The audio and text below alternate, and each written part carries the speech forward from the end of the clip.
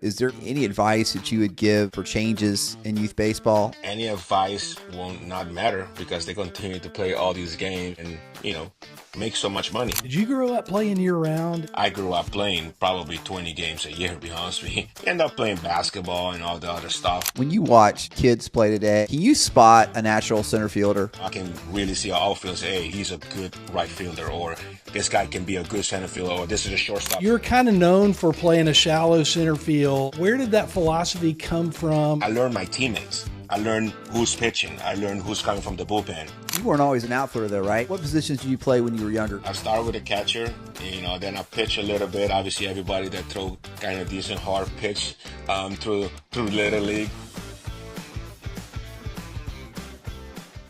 Before we get to the podcast, if you have middle school or high school kids that play sports and you don't want to fundraise like me, we got you covered. My buddy Chris Carneal owns Booster. Chris?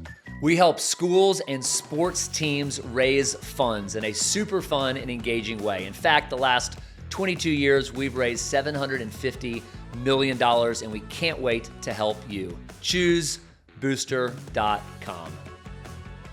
Welcome back to Pure Athlete. I'm Jeff Francoeur, and I'm along with Britt and Brad. Britt and Brad are in studio. I'm in my new digs here at the house. What do y'all think? Well, we can't see a lot of it, but I see you got your jersey right behind you. So there's my wife plugging in the computer. Hey, Katie. I'm just technical support over here. Yes, well, it's welcomed. Well, I'll tell you what, I am excited. I know he's going to rip me, so we're just going to bring him on. This is going to be awesome. But one of my favorite guys that I ever played baseball with, he is a 10-time All-Star, 10-time Gold Glove, 5-time All-Star, and going to be in the Hall of Fame soon, boys. Yes, I promise you that. We agree. That's exactly where he deserves. Even though he's going to rip me this whole episode, he is one of my favorite teammates I ever played with, Andruw Jones. Thanks for joining us. Hey, what's going on, guys? Thank you for having me. I ain't going to say much about it, I just got to let it go. We're trying to be professional over here. Yeah. Well, Jeff, on an old episode, Jeff he told a story about when he first played with you in the outfield and how he really kind of mentored you in the outfield. He said he really taught you a lot about the position of center field, and you just really were, really learned a lot from him. Is that right, Jeff? Or is that right, Andruw, I guess? Yeah, I try to learn from the young guys all the time, man. They always have something new going on, so I try to learn from them. Well, I had to say, like anything, one of the main things for me was, I'd like to believe that Andruw won his last 3 Gold Gloves because of me. So that's what I'll tell you. I think we shared one together, right? 1 year. We won one in 2007 together. Yeah. Before we get into talking about Andruw growing up in Curacao and that whole youth sports experience, this is one of my favorite stories. I get called up, and I'd been Andruw in spring training for 2 years, and he was great. He was cordial, helping me out. But now I get called up. I'm 21 years old. I got friends and family coming to the game. I'm nervous as can be. I go up to him about an hour before the game in the locker room, and I say, hey, Andruw, so what are we doing communication-wise in the outfield?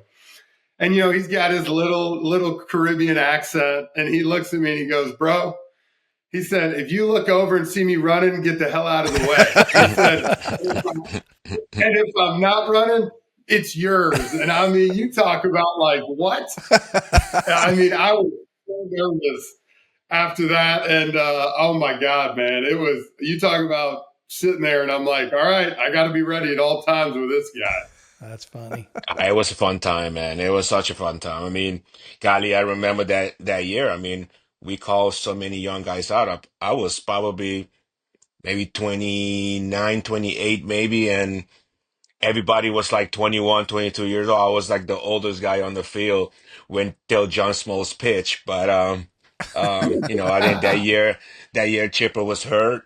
It was hurt, quite a few of the time of the year. So it was fun to be around all those young guys, and have fun and kind of guide them in the way of the winning mentality that the Braves had for such a long time, and and they learned so much from it. I think we had a great coaching staff, and obviously everybody know how great Bobby Cox was, and we just when we break camp, all we want to do is win. I mean, we want to win the division and get carried to the World Series. And unfortunately, we did not get to the World Series when all these young guys that we had. But but it was a great way to start, and great way to start the career for Jeff, for McCann, Kelly Johnson, Langerhans. I mean, we had so many young guys that they all played together through the minor league, and they won down to the minor league together. So it was just a good thing to bring them all up at the same time and trying to win. Well, Andruw, you're talking to two guys on this side that are, we're native Atlantans and Braves fans since we were a little bitty. You just brought up the World Series, and before we get into your youth story, I remember you coming up. I don't remember if you were 19 or 20, but coming to the World Series, hitting 2 home runs against the Yankees. Tell us, describe that for us. Tell us what that was like for you. He was 19. 19. Okay, it was unbelievable. Be honest with you, I mean, I didn't think about nothing. Sometimes when they tell you you're young, dumb, and that's what I was feeling a little bit, be honest. I was just young and dumb, don't think about nothing, just go there and have fun and experience the moment and take the moment in and take advantage of the moment. A lot of people get chance, get opportunity to do something and they don't take advantage of it. And I think that's what I did. And I think growing up on island Curacao, baseball always was big.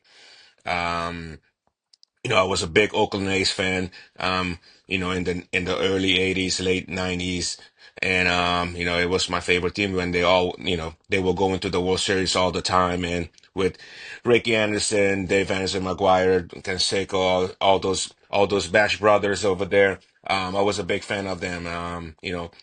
That's how I kind of grew up watching the game, and obviously when you play when you in down in the Caribbean, you get a lot of winter ball leagues from Venezuela, and you know you watch a lot of those, and back in the day a lot of guys used to go down to Venezuela and play in the winter ball in Venezuela, and you see all those games, so you admire the game. My dad was a baseball player, so I grew up being around the game, and he taught me a lot. Growing up, helped me through the minor league every time when I go home from spring training. And I was working out twice a day, and I was working in the morning and then wait for him to get off work and go hit with him on the field late afternoon. So I was putting the work in, and playing baseball was a dream of mine, since I was a little kid. Like I said, growing up watching the game. I told my mom all I want to do is play baseball on TV. I never told him that I want to be a professional MLB baseball player because I didn't know nothing about that. Hmm. All I told him I said I want to play on TV, and I did not know it was going to be, playing on the top of the league, the highest league of the game. So, the opportunity came up, and it was a big decision to make to leave Ireland at a young age, to come over here and chase your dream. And I was lucky enough, and I took a lot of advantage of the opportunity that they gave me, and I ended up having a great career. Be honest with you. Andruw, I want to ask real quick, just for a lot of people here to get context, because, now, and you knew it with Drew, with your son, obviously, who was a very talented player in the minor leagues, working his way up. But, all these kids now, they play on turf fields or perfectly manicured grass growing up. Please tell people kind of what your childhood was like in Curacao as far as like what baseball looks like down there. Well, be honest, yeah, probably a lot of people probably saw some contents that Major League did or Braves did, following Ozzy or maybe following these other guys down there. We play on a dirt field, and it's basically rocks. Um, you know, you can see how good these guys that end up chasing the career as an infield from Curacao when they go on there and how they can pick it, like Anderson Simmons. I mean, he grew up playing shortstop on a rough surface. And, when you come over here and you get this beautiful manicure uh feel, I mean, this is like it's It's like easy. you can feel the ball with your eyes closed, so it make a difference. But it's not all the kids that take advantage of it, or it's not all the kids that get that lucky to have that greater a talent to succeed on a higher level. Some kid need that nice facility to take advantage of it. So, growing up in the island of Curacao is, obviously it's a small island. It's a rocky island. We don't get a lot of grass. It's windy. So, you know, growing up, all we did is, work on your hands, trying to read the hops, fly balls, learn the wind, where the wind is blowing. So those little things make it so easy for me when I came to the United States and got an opportunity to play the game. And, with a lot of great coaches that I had through the minor league system, with the Braves, I learned so much. And the talent that I had, I put them all together and end up being, a pretty successful outfielder. Andruw, you weren't always an outfielder though, right? What positions did you play when you were younger? I'd read somewhere that you were catcher early on before you became an Yeah, outfielder. I started with a catcher, then I pitch a little bit. Obviously, everybody that throw kind of decent hard pitch through little leagues and all these pee wee leagues. I started with a catcher, then I went from catcher to play infield. I played some shortstop a little bit. I played third base, second base. I didn't start playing outfield, be honest with you, Tara. I was like 12, I think 12, 13. I got a chance to go to a selecting team that was going to Puerto Rico that year, represent Curacao, and we had a stack infielder. If we had a very, very good infielder, and the coach was like, "Hey, I think we can use an outfield with the speed that you had." And I was like, "Okay, yeah, no problem. I'll go play outfield." And right there, I started playing outfield, and after that, the history, everything was history. But that was not all that, because I still believe that I was an infielder, to be honest with you. And to this day, I still think I'm an infielder. I still, if you know me, when I take batting practice and I do my work in the outfield, but I finish playing shortstop and getting ground balls and throwing to Bobby, Bobby at first base. But I love the action from the infield, but I kind of took that action from the outfield. I mean, from the infield to the outfield, so I can be so mobile and moving around in center field. But it's just one of those things. It's just a love for the game, and I love it so much, and I want to be part of it. And like I say again, I took advantage of an opportunity that a great organization gave me. We talk a lot on here, Andruw, about work ethic and putting in the work. One thing that I always admired about you was you had won 7 gold gloves, I think, by the time I got there in '05. But you forced me, and which I appreciate to this day. We would always power shag that first group in the outfield. It was 15 minutes, and we were sweating going. Where did you get that work ethic from? Was it from your dad, your mom, watching other people in Curacao? Where did that work ethic come from? I be honest with you, it's just coachings that I had, starting from my dad, coaches that I had back home. It's say carrying yourself the way you practice. Go out there, because if you get out there and you doing practice, balls going left and right, you focus so much and stuff, and you seeing so much. So now when you're in the game, you only focus on one pitch. So the focus is only one. When you practice and batting practice, you got like 2, 3 balls flying out there, rapidly. You know what I mean? So um and having coaches like Gary Pettit, through the minor league, Willie Stargell, guys like that, and put us on good work ethic, to continue to carry us off, to move on, to make our dream come true. Um, those people, I take a lot of respect and thankful for put that mindset in my mind to continue to carry it on and pass it along to guys like you, and that end up being a great outfielder. Um, you know, you go in there, you work your 15, 20 minutes, you shag around, you run, you get your body in shape to play the game. I mean, I know it's 162 games, but you know, when the game started, you don't run that much, be honest with you. You know what I mean? You Yeah. focus on one specific thing. I play games that it was getting boring. I didn't get no fly balls. You get guys like Maddox, you get like 20 ground balls, maybe a pop fly in the infield. And a pop fly in the infield, you run in like, I got it, I got it, I got it. Get out of my way because I just want to catch one fly ball. So, it get different. So, you put the work in practice. And I tell, till this day when I go to spring training, I tell these guys, hey, give me 15 minutes of shagging out here, man. Just, tell the guys get the hell out of the way and give me 15 minutes. Work, get your legs in shape. And, I think, I had knee surgery.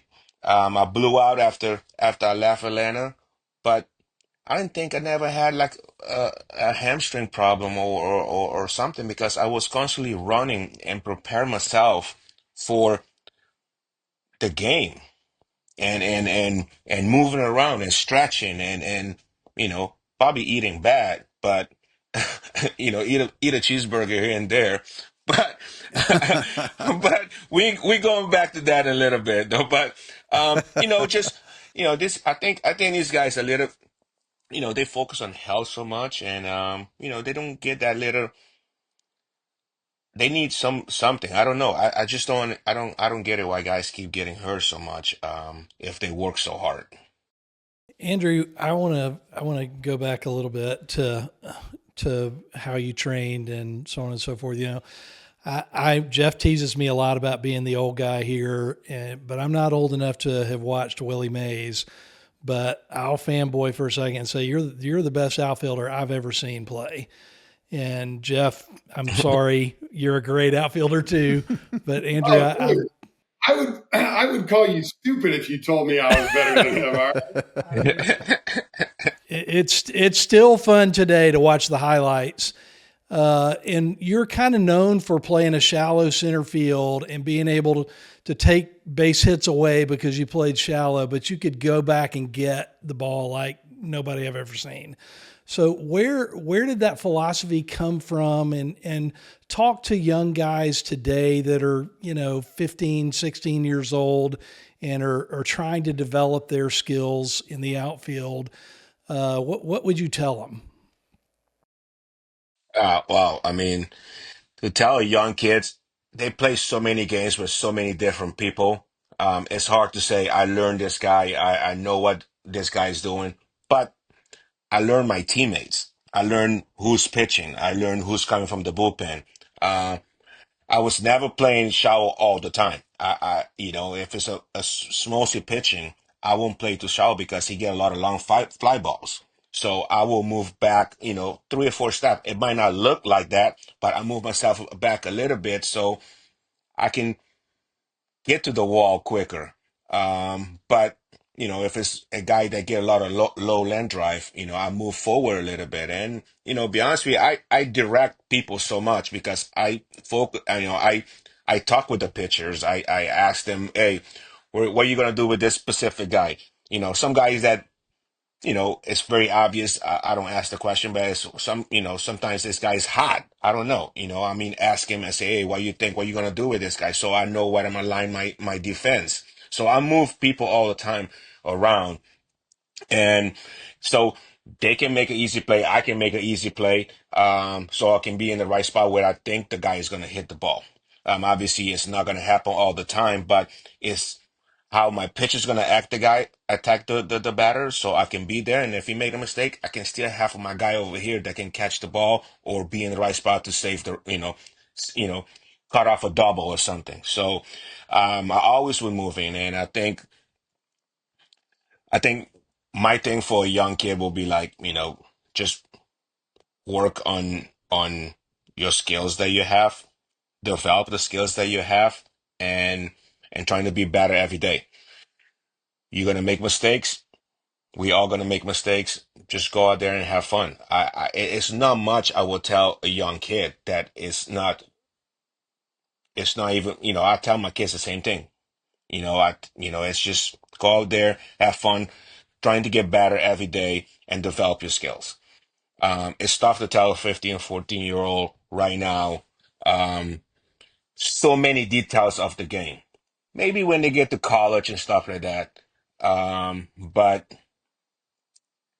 at the professional level, it's a lot of scouting report come involved and a lot of things going on that, people had addressed them before the game and they still address them during the game. So it's just for a young kid, just go out there and have fun. Just go have fun. I mean, it's a game. It's a game that you're gonna fall in love with. It's a game you're gonna hate some days because it's not going your way. But just have fun. Just enjoy it because you never know when it's gonna be gone. Andrew, do you when you watch kids play today, high school level, youth level, I mean, can you spot a natural center fielder?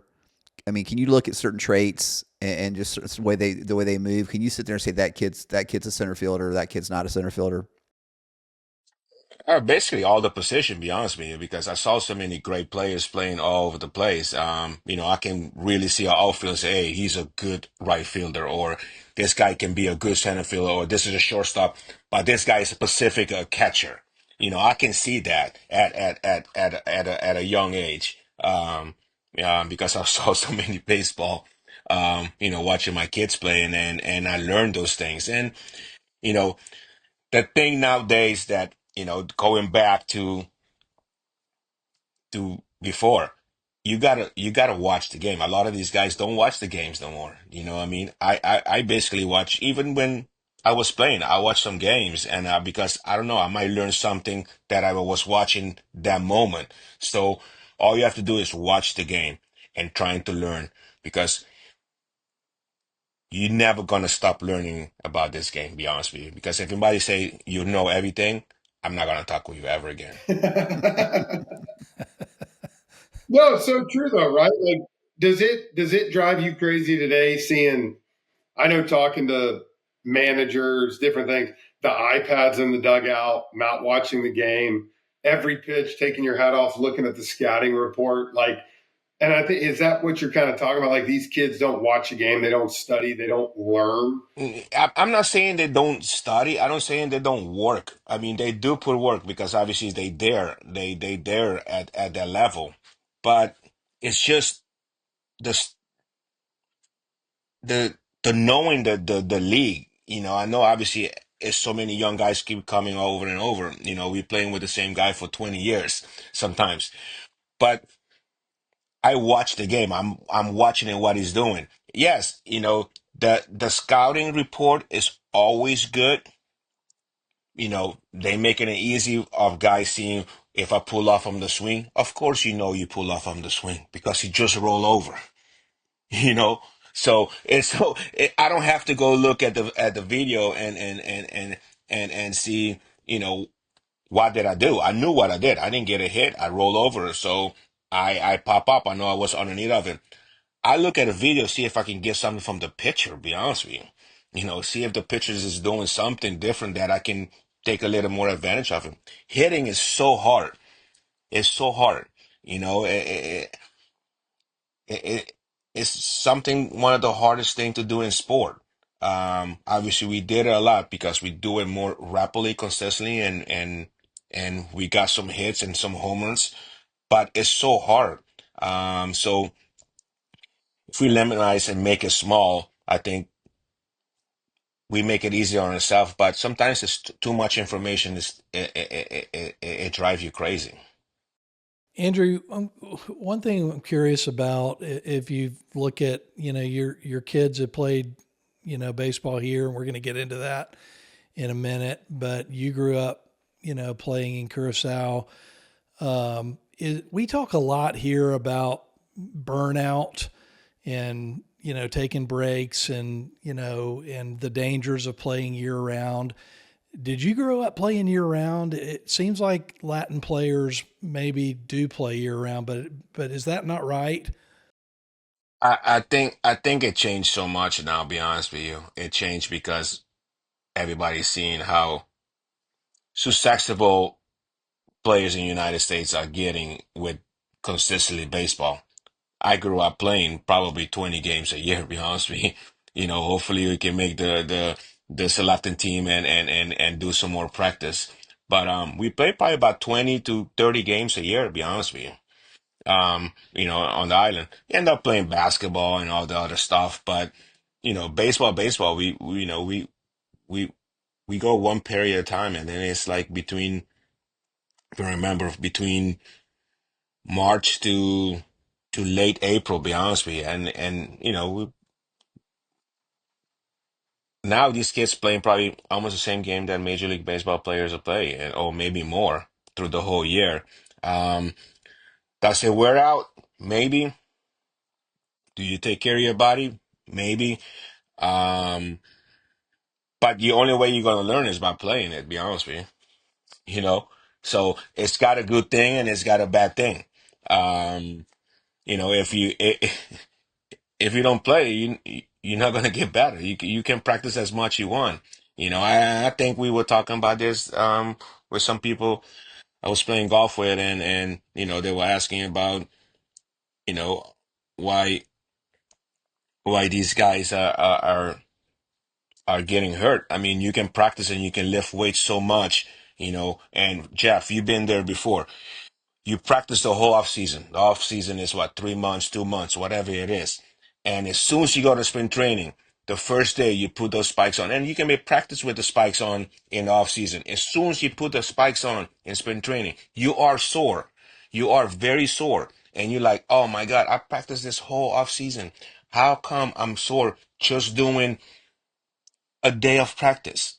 So it's so hard to not getting hurt if you don't do those things on a consistent basis. I You love that know? you said that. Not interrupting, but Jason Giambi, I remember they asked him one year, guys, this is one of my favorite things. How do you prepare for spring training? And he said, I literally go put my spikes on and stand on cement for 6 hours Wow. and just kind of walk around. And I know I'm going to be ready for my body. But it is so true. I mean, you're right. Your body. Yeah. Those first few days, man, you're so sore. Yeah, and then probably after 5 days, you start getting good, and you like, because that's why spring training starts slow as they can. But now everything changed. You have to come game ready because you start playing in 5 days. So many things change, and go back into going to spring training. In the off season, I will just work on my hitting. I do some running here and there, lift a little bit, play basketball with Smosey and these guys, and trying to get legs in shape. But when I go into spring training for the first week, all I do is shag because I really want to get my legs in shape for the season. I might come spring training maybe 5, 10 pounds overweight. By the time the season start, I will be in the game ready shape because I shag and play, and do what? 5 or 10? Or are we thinking more 10 to 20? I'm No, just kidding. 5, 10. Depends the year, buddy. Depends the year. Don't get over yourself a little bit right now. If we talk when you came, maybe uh 10, 15. Before you, 5, 10.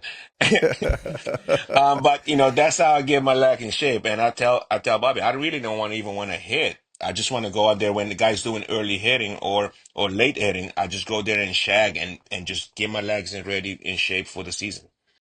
Andrew, you said you played like 20 games growing up, but did you play baseball just for fun though, like in the sandlot or in the park or just like pickup Oh year yeah, round? oh Because yeah, yeah, oh 100%, yeah, yeah. 100%. We will play baseball on the street, and when I go see my mom families in Venezuela, we play baseball on the street with we put a little rock with plastic around it, and put socks and make a baseball of it, and hit with a stick. So we, our family was a big baseball family, and you know, we grew up doing it, through ourselves, and we play baseball with each other. We play baseball in the backyard. We play baseball on the street where we just block the street out and wait for a cardinal to come and play, three base baseball field. So we grew up doing that, forever.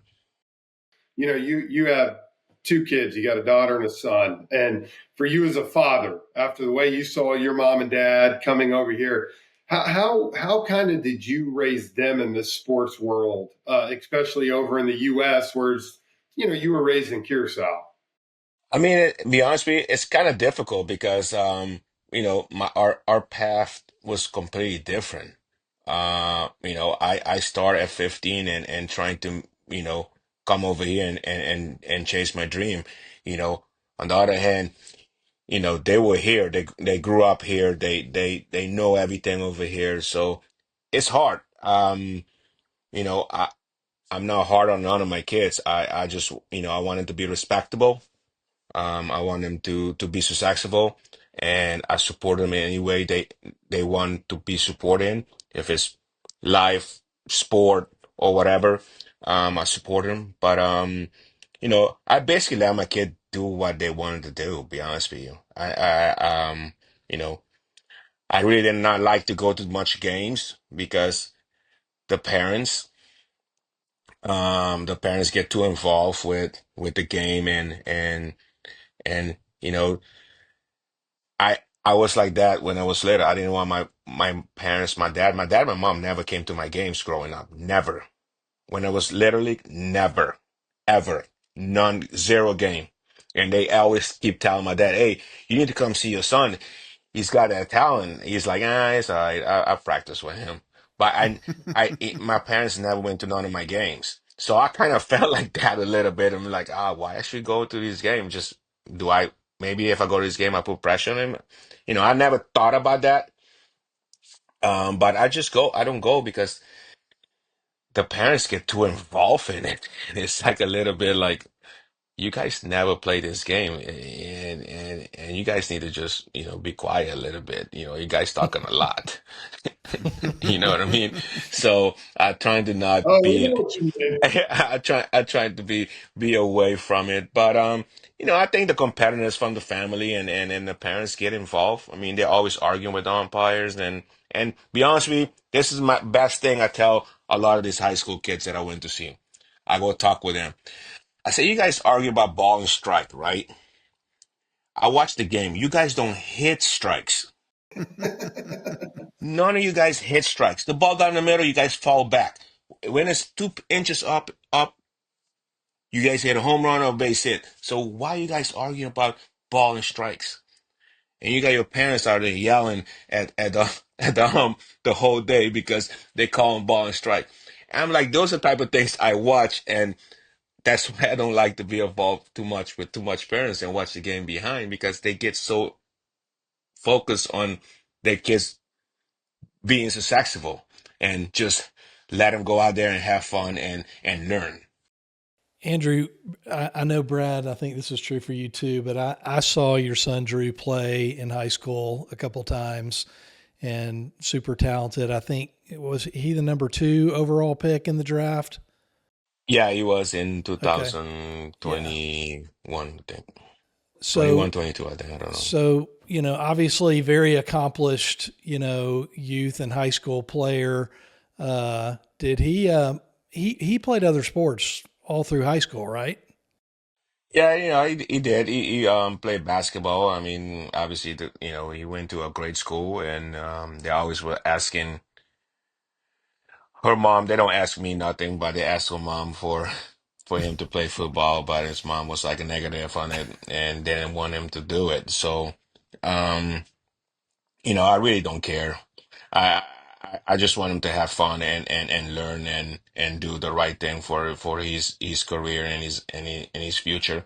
But he got hurt playing basketball, and then when he got hurt, he said, "I'm done. I'm just gonna focus on baseball," and he did, and he worked his style out and made a lot of adjustments and end up going in the in the first two rounds of draft, and now he's he continue to learn. He's having a good start right now in high A and with Arizona Diamondbacks. So I just want him to continue to learn and ask me questions that why what to do here, what to do there, and I will have the answer for him.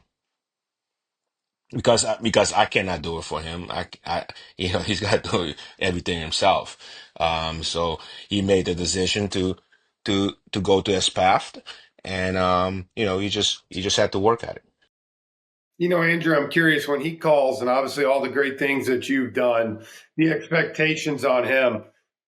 How do you kind of separate Andruw Jones, the dad, with him sometimes compared to when you might need to step in more from a baseball standpoint, or telling him baseball's tough, like you got to grind it out. There's going to be adversity. Like, how do you balance that? Oh man, he know that already. I take him. He call me coach. He don't call me dad. He call me coach. So I I give him I give him the way I will talk with anybody else about the game. Anybody. It doesn't matter. I talk with him as a friend, and that's how it will lead up. If it's like off the field situations, like stuff like that, yeah, I will be a dad. But as a baseball part, I'm just gonna treat him as a friend and as a coach, and tell him the way it is, and not hold his hand, and tell him how it's supposed to go and how it will be. Um, so that's how I go about it. We got a great relationship. We talk basically every day.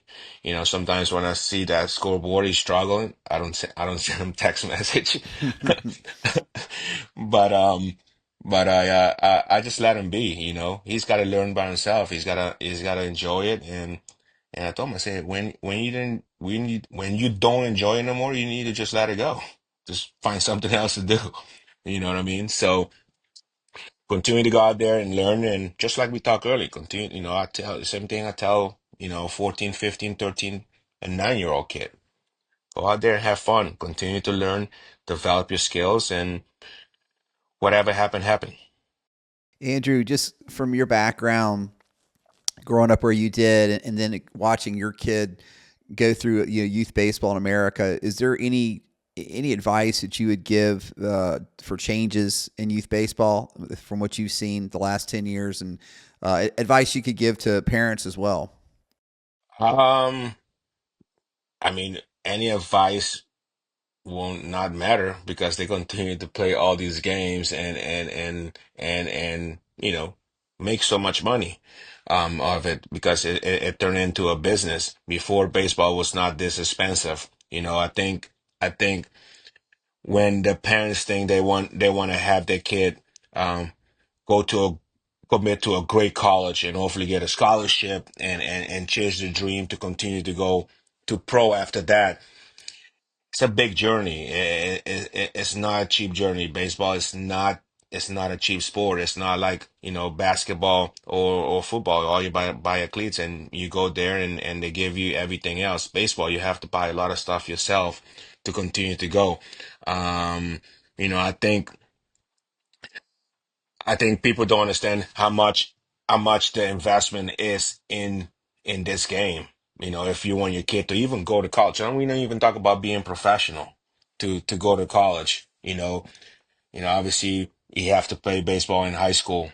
You know, the competition is so high now. Everybody want to get the opportunity to play on a higher level that they can go, and it's so much level of college and colleges and JUCOs and all the stuff. So um it's hard to say, be honest with you, any change that I will do. I think I would love for kids from Curacao to get more opportunity here, and right now I'm working on that, and I'm trying to, I got 3 kids now in high school here from Curacao that I support to chase that dream to get a chance to go to college. And if they get drafted, they get drafted. But I want them chase their dream to go to college, because even though my kid did it from high school, it's so hard. It's so hard. I think when you go to college, you get an education. You get education. If you make it, you make it. But if you don't, you still have a college degree that you continue to go and find what you need to do in your life. If you come from Curacao at the age of 15, 16, and you sign the professional level, and hopefully they give you a lot of money. Maybe they give you $2, $3 million. For that age, it's really good for Curacao. But as you grow, it's probably gonna not be enough for you to live your lifespan on.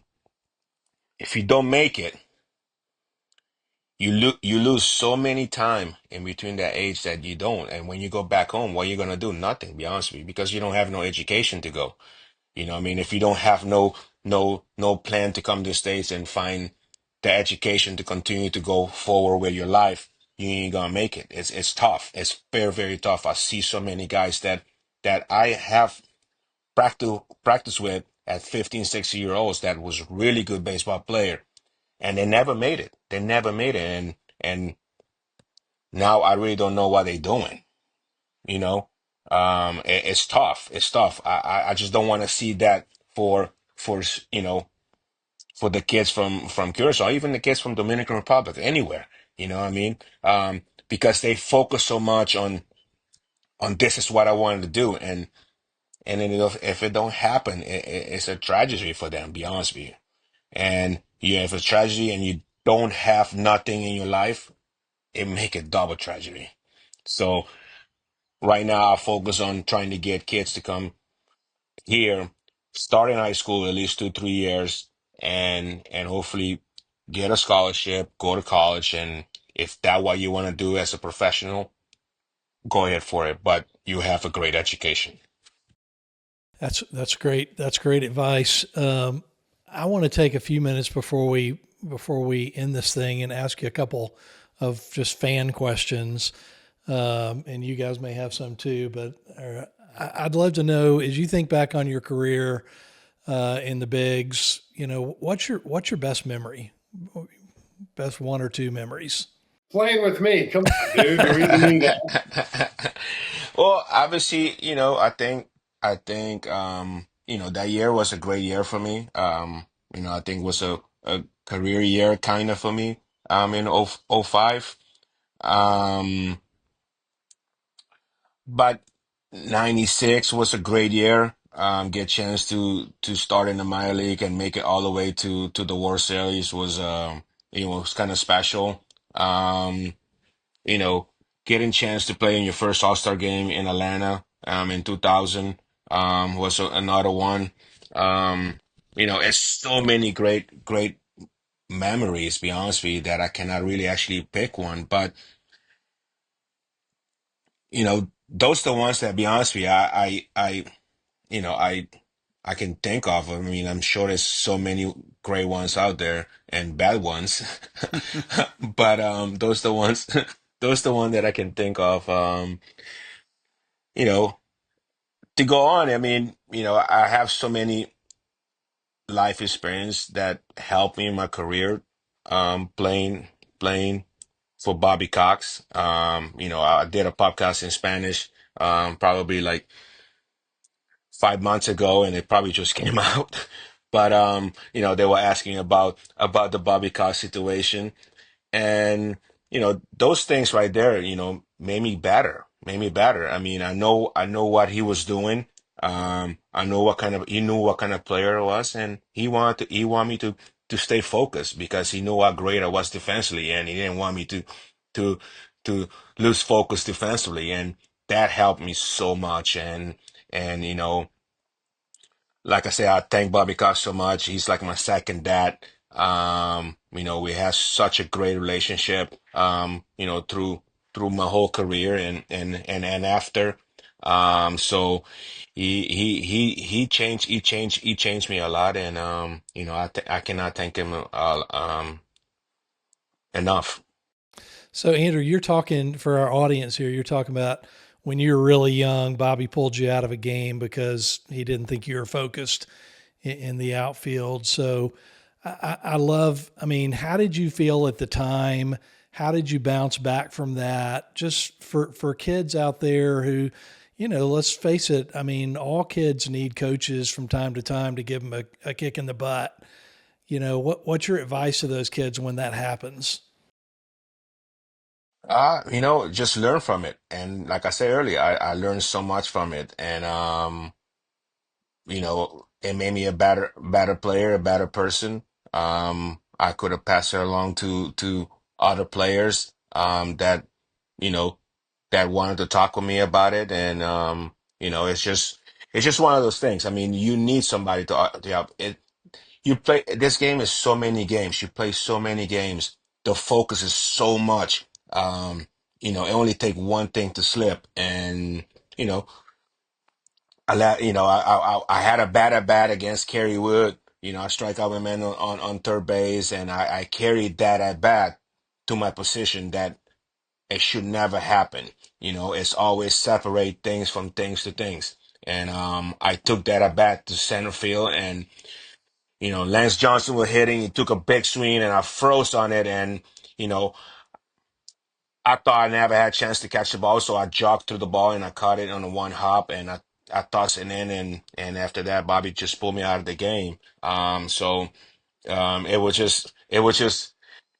was it was disappointed at that moment, but it was just a good learning for me to be the greatest center field that I can be. And we have our talk. We disagree with each other, we yell at each other, and I think sometimes that son and dad get into those moments sometimes, and since that everything was the way it was supposed to go. It reminds me of if you sit there and you talk about that. We were on the team plane, and we had a teammate that was kind of threw Bobby under the bus. And so me and Andrew and Chipper and BMAC were playing cards, and Bobby never came back to the back of the plane. And I remember Bobby came walking back, and Bobby had this look on his face like he wanted to kill this guy on our team. I'm not going to throw him under the bus,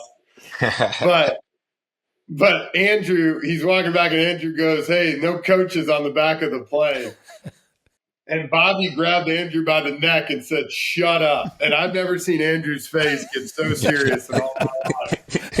And he came back and he looked and said, "Man, Bobby hadn't yelled at me since he pulled me like that game." So that was he said, "But hey, thanks for being vulnerable and talking about that, because I think we do talk a lot about like having coaches that will hold you accountable. Accountability is one of the biggest things that we talk about here too, is taking ownership. And at the time, you might not have saw the picture, but looking back, it never happened again in the rest of your career." No. Yeah, I mean, this game is like we talked earlier. You want to continue to learn every day, develop your skills. And, that moment made me realize I was good already at center field. And that was like 1998. That was my first year of playing every day. 97, I was platooning with Kenny Lofton, with Tucker and Classico and everybody. By 98, they gave me the job. And it was not the way I started the season. I started the season very slow, but I pick up after that and end up having a great season. But him pull me out that time kind of opened my eyes and say, hey, you got to separate things from each other, and that made me the center field that I was. My last question for you, because you've given so much great advice to kids and you've been awesome. But I think I'll double down what Britt said. You're the greatest outfielder I ever saw, I ever played with, and you've gotten so close with the Hall of Fame. What would it mean for you? And I know it won't make your whole life, and you are so balanced, but what would it mean for you to be in Cooperstown next July?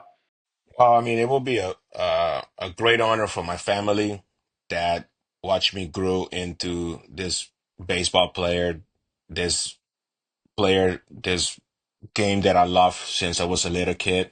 It would be honest for my family. It will be a great honor for the island of Curacao to have a baseball Hall of Famer in baseball player in the Hall of Fame. I'm sure we're gonna have one sooner or later from here on. I think Andruw Johnson got a good chance to be in there too. Um, but it will be honor. It's a great honor. I be honest with you, I don't know what I can say. I mean, when till that moment happened, I will have the true answer for you. But from here on though, it will be a great honor for my family and the island for Curacao. Well, if we had votes, we'd be Yep. doubling down on Yep, them. that's for sure. For sure. So Thank you guys. Yeah, Thank you. I know this. I hope I'm in Cooperstown next July to celebrate you. I know that, man. Yeah, you have to throw your speeches out there. That's what I want to see. I want to see you get up in front of all those thousands of people and have to talk. I think that's what I want to see. Oh man, it's gonna be a funny one, but we'll see. We'll see till they happen. Well, I tell you what, man, we appreciate you joining us today. I know you're a great ambassador for not just the Braves, but the game of baseball in Curacao. And I love you letting us in a little bit of what it's like growing up down there. But also, I think a couple things, guys, that I know I took away was obviously, these kids got to learn and they got to have fun. They got to study the game. You got to be a student of the game. And I think we talk so much about playing and being out there, but not being a student. And I think, I told you when I watched Andruw play, man, he was a true student of the game. So we thank you for joining us, buddy. Thank you for having me, guys. Hopefully next time we can all be in the studio, not this COVID Zoom call. Yeah, let's do it again. I appreciate again. Thank you for keeping Jeff in line, and we'll work on that next time. We promise. I wanted to show off my new office, man. We're in a big league office. Okay, all right, whatever. You can take a picture of it. Speaking of that, look at that right here. I actually have Andrew's bat right here. Nice. Hey, I need that for Home Run Derby X, buddy. Hey, yeah. Speaking of that, me and Andruw will be doing a home run derby in July against each other for the All-Star game. Oh, cool. Yeah. Nice, Cool. nice. Awesome. Jeff, So I'm going to make sure I feed him 4 cheeseburgers before then. He ain't going to be able to move. Talk about being sore. yeah, that's right. Yes, very. Thank you, Andruw. Thank you, guys. Thank you for having me, man. It was awesome.